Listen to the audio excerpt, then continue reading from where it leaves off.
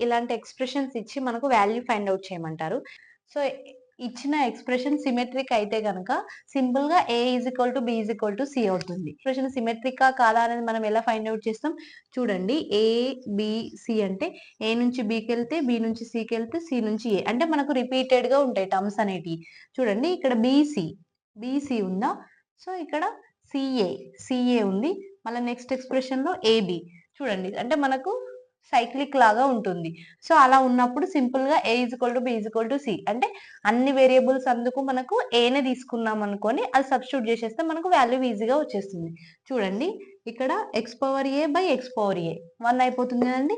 ఇక్కడ A plus A minus A cancel అవుతుంది. 1 మిగులుతుంది.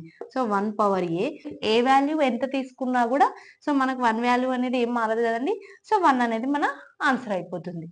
You try this question and answer in the comment. Thank you.